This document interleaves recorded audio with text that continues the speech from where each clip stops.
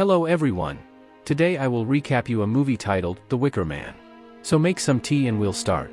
The film begins with a Catholic church service. There the main character reads a sermon and goes through the communion procedure. Next, we see how the main character on a police seaplane flies over the water expanses, islands. The main character, a police officer with the rank of Sergeant Neil Howie, goes in search of the missing girl Rowan Morrison. He lands on the water and through a loudspeaker asks the locals standing on the shore to give him a boat. Those, apparently, are not particularly happy about his arrival and say that this is impossible, since the officer is on private territory and he needs permission. Neil says he's investigating the girl's disappearance, and they still provide him with a boat. On the shore, the officer communicates with the head of the port and fishermen and asks about the missing girl, showing her photo. All the men say they don't know this girl and have never seen her. At the same time, the men say they know Mae Morrison, who, according to the officer, is the mother of the missing girl, and send the officer to her store. The officer contacts Mae Morrison and shows her a photo of the missing girl. Mae claims that her daughter is not missing and that the photo does not show her daughter. She brings the officer to the counter and introduces him to her daughter. She's drawing a hair. An officer is talking to a girl. He asks the girl who is about the missing girl. The girl says that she knows her and that she runs around the fields all day, because now she is a hare. The officer goes to a local bar. When he enters, the music stops playing. He rents a room, and a pretty girl, the manager's daughter, comes into the room. When she appears, visitors begin to sing a song dedicated to her, releasing lascivious comments. The officer asks for attention and reports on his case, asks to inform him if someone knows something about the girl, but they again say that no one has seen her. The sergeant discovers a counter with photos from the harvest holidays, where the latter are missing. The sergeant asks the manager where she is. He replies that the frame is broken. The officer is served green beans for dinner, and he also learns that there are no apples on the island, which is famous for its fertility. After dinner, the officer goes for a walk. He sees an orgy taking place right on the street. He also sees people watering the grave and a naked girl sitting right on the tombstone. In the window of his room, the officer sees a man and the manager's daughter talking. A man gives her a gift in the form of a young man and he voluntarily goes to her. Then they say goodbye. The officer hears the sounds of copulation from the next room. The officer prays before going to bed and falls asleep. In the morning, the officer asks the manager's daughter where the school is and goes there. Along the way, he stumbles upon a ritual. People dance around a tree and sing a song about turning a person into a tree. Approaching the school, the officer hears the teacher's conversation through the window. She tells the children about the tree, a symbol that is used in their and similar religions as a symbol of the rebirth of nature. An officer enters the classroom and asks a few questions. He tells the teacher that he has discovered a lot of oddities in the city and it all starts at school, says that he will bring information about it to the competent authorities. The officer turns to the children and asks them about the missing girl. They say they don't know her, but the officer notices an empty table. He opens it and sees a bug tied to a nail. Neil says he wants to look through a cool magazine and finds the name of the missing girl there. He goes outside with the teacher. She says that this girl does not exist. The officer asks if she died, to which the teacher tells about their faith and that they believe that after death the human soul is reborn in trees or animals. She says that the girl's body is buried in the territory adjacent to the church, but the church is no longer used for Christian worship. At the cemetery, the officer finds a gravedigger and the grave of the missing girl. The gravedigger says that the girl died 6 months ago. A rowan tree was planted on her grave and, according to the gravedigger, the girl's umbilical cord is hanging on her branch. Neil goes in search of documents about the girl's death. On the way, he also discovers the use of alternative medicine. The girl is forced to take a frog in her mouth to cure a sore throat.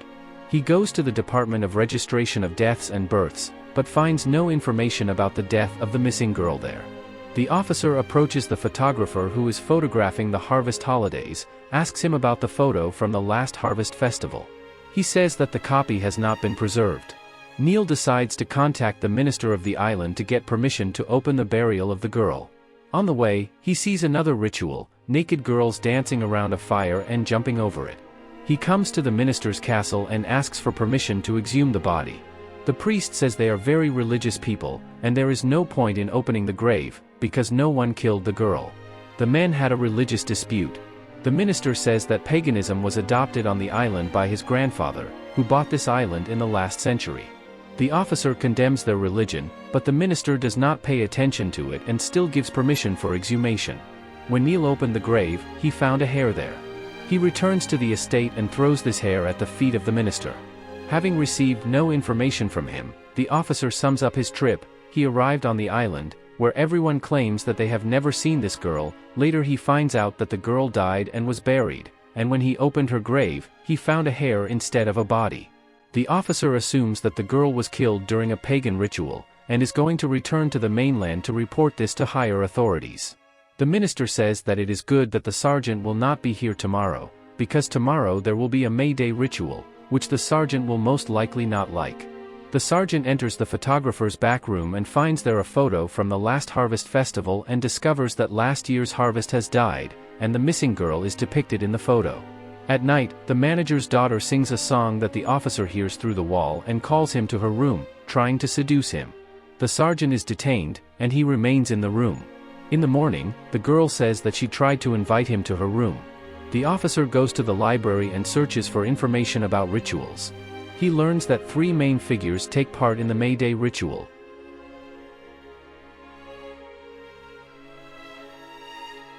A man-woman, an evil lover of pranks, played by a priest or a representative of the authorities, a man with a horse on a stick who throws himself at girls, and a fool man, the most complex of symbolic figures. The character is a privileged jerk or a king for an hour, for these numbers are followed by 6. This ceremony was enhanced by the sacrifice. In harvest years, vegetables and fruits were sacrificed, and in case of crop failures, people could also be sacrificed. The victim could be thrown into the sea or burned on a sacrificial bonfire. Sometimes 6 soldiers cut off the victim's head. The officer goes to the plane to call for reinforcements, but it turns out that his plane broke down and won't start. The officer decides to look for the girl himself, because he understands that she is alive and will be sacrificed today. After an unsuccessful search, he returns to his room to rest. At this time, the manager and his daughter throw incense in the form of a man's hand into the officer's room, because of which he has to fall asleep for a couple of days, but he manages to extinguish it, unnoticed by the madman. After that, he goes to the manager's room, where he changes into a clown costume.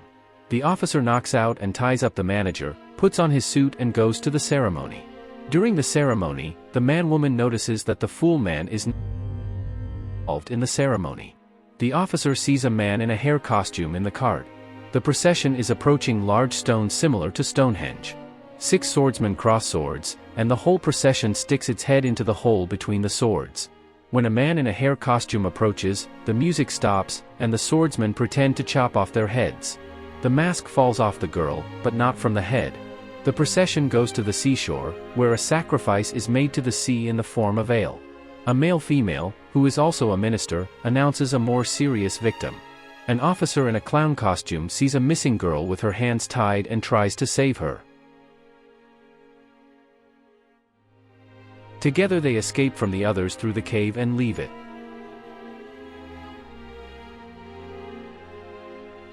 At the exit, they are met by the minister and several other people.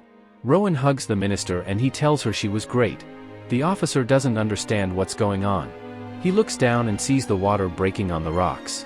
The minister says the game is over, the game of the victim chasing the hunter. The officer himself came to the appointed place at the appointed time. The minister says that everything was planned so that the officer himself would come here and be sacrificed. A lot of people in animal masks appear over the horizon. Neil tries to leave, but is grabbed and held in place. He is wearing a ritual white shirt. The officer says he is a Christian and hopes for resurrection. The minister says it's time for the victim to get to know the Wicker Man. The officer tries to dissuade the pagans from sacrificing, but he fails, and we see a Wicker Man. The officer screams and resists. He is placed inside a Wicker Man. There are also pigs and other victims inside. The minister prays to the sun god, and the participants of the procession repeat his words. Neil screams, cursing them, begging them to stop.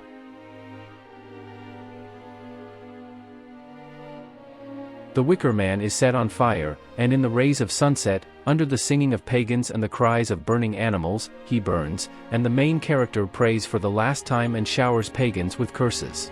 Pagans dance and sing, looking at the burning Wicker Man.